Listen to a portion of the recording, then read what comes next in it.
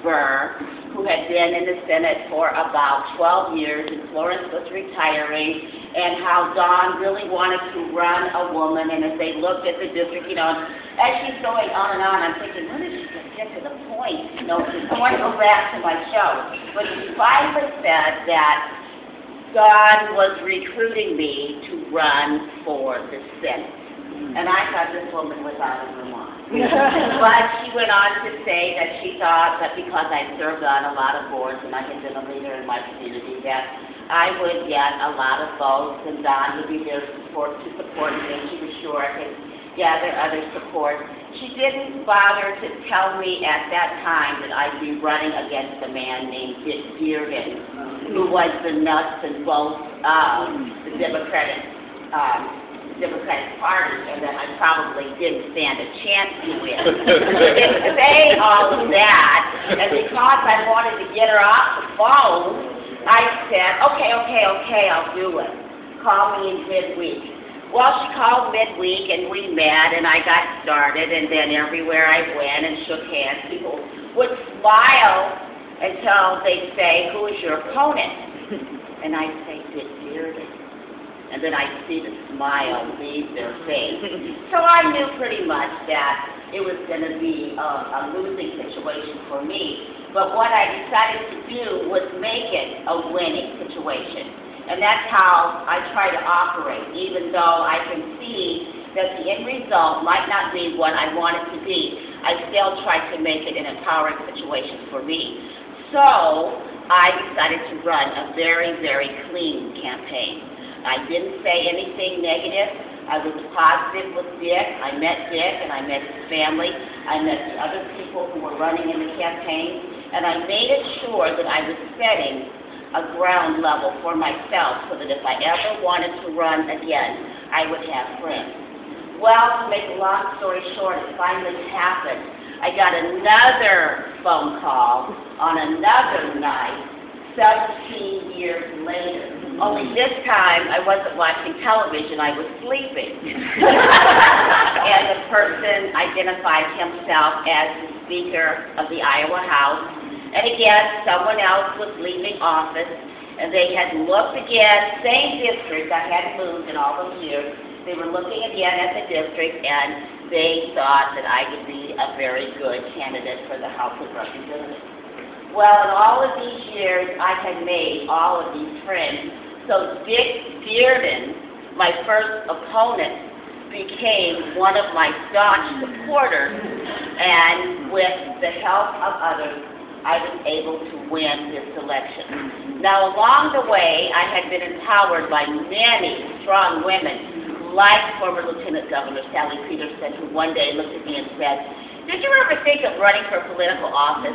I think you would be a good politician." And people like Joanne Zimmerman, who said, if you want to be a good politician, you always have to court your constituents.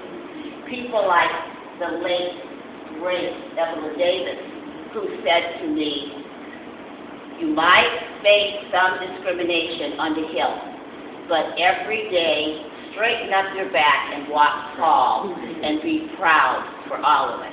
And people like the late, great Barbara Boatwright, who said to me along the way, you've got it in you.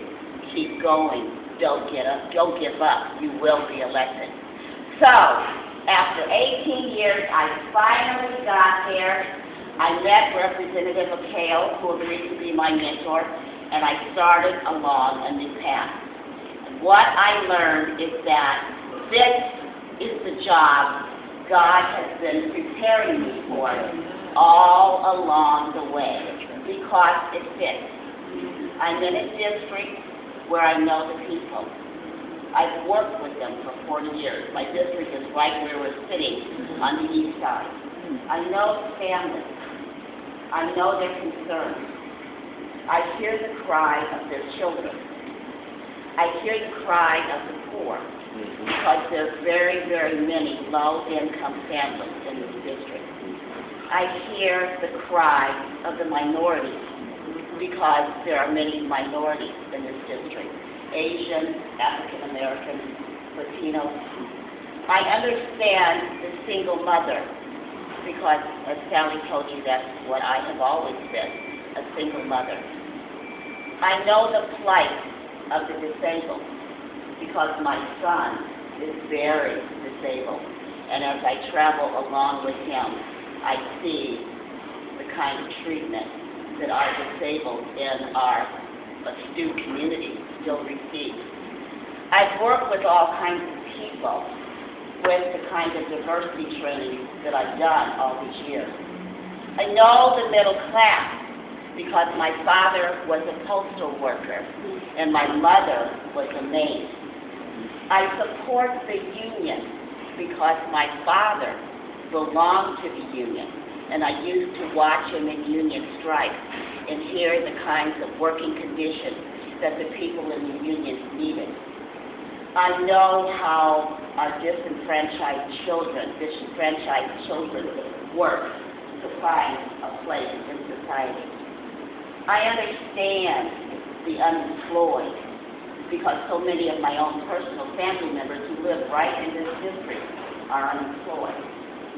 I talked to a young man the other day and he told me how he was a felon and because of that he couldn't vote.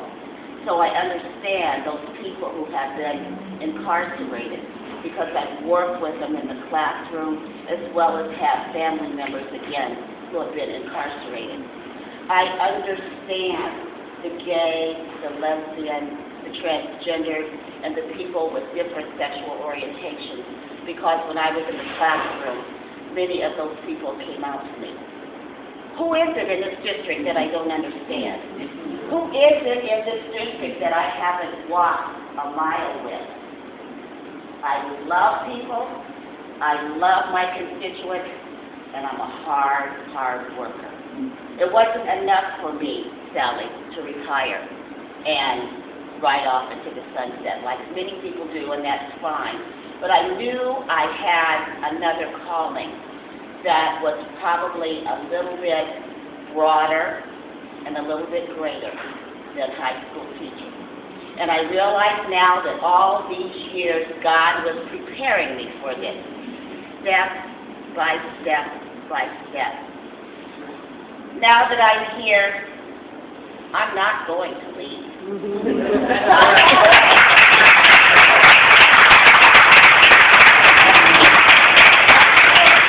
I'm going to fight, and I'm going to work, and I'm going to speak out, and I'm going to stand up because it's a right fit. I'm not afraid to stand alone on an issue that others may find unpopular, others on the Hill, because I know it. I've lived it. I'm not afraid to stay up at night and make phone calls. I'm not afraid to stand in a picket line. I'm not afraid to be unpopular because I've already had a career. I have nothing to lose and everything.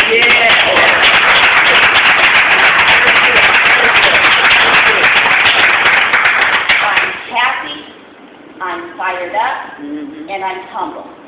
As I look out to all of you who came this morning to support me, who gave money to support me, who speak well of me, you are my reason for being fired up and being happy. I'll never let you down. I can't project the future to know what's going to happen to me, but as long as I can walk and talk and stand and speak, I will be your representative. You can count on that. You can count on me. God bless you and have a good day.